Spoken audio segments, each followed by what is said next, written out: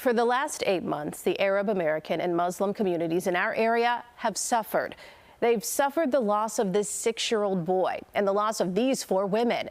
A Bridgeview mosque laid all these loved ones to rest. And tonight, CBS 2's Darius Johnson shares how this community processed these tragedies as they are still healing.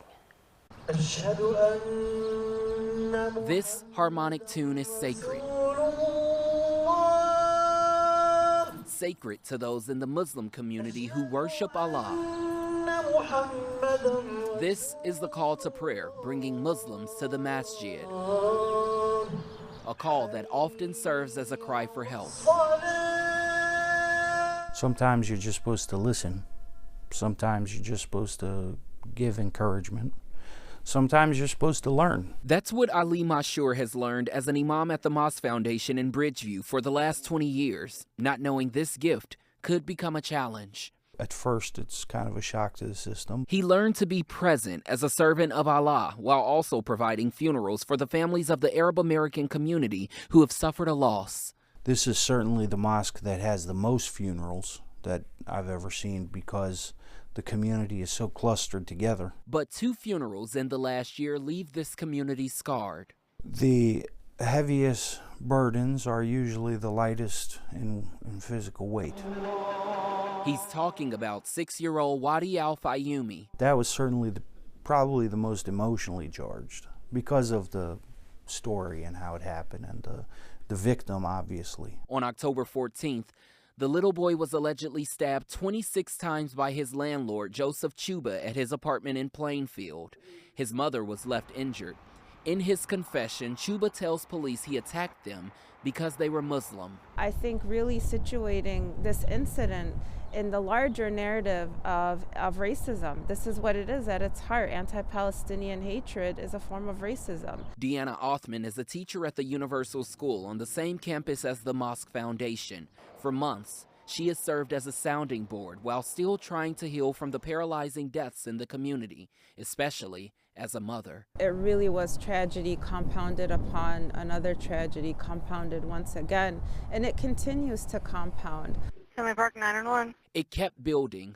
3 months later on January 21st. Sir, I need you to answer my questions. Who got shot? Just to Federal Police. Police say Maher Qasim fired 16 shots inside his home.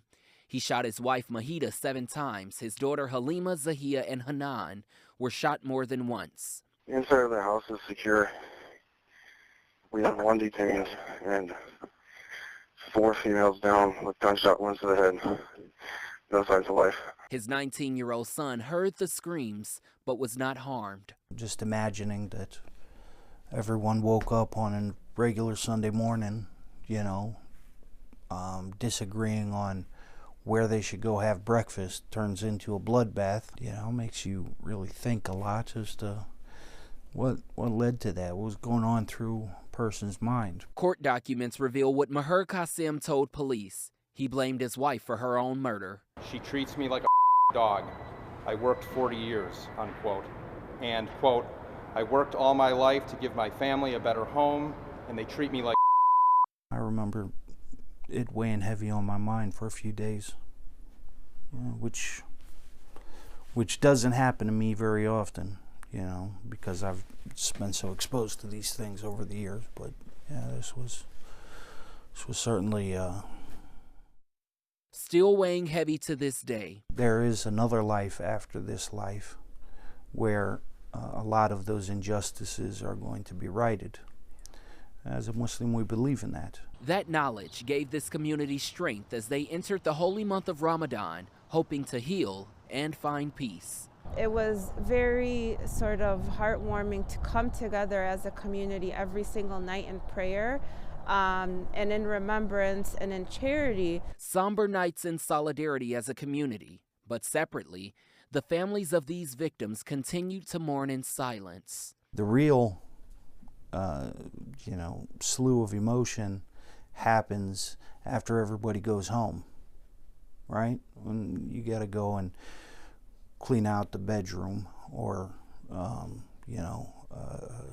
cancel doctor's appointments and put pictures away or whatever it is. That's when people really need the most support. Allah. solemn moments, bringing both emotion and strength to those who follow this sacred sound. A sound that also serves as a beautiful yet painful reminder that the first pillar of Islam is acceptance.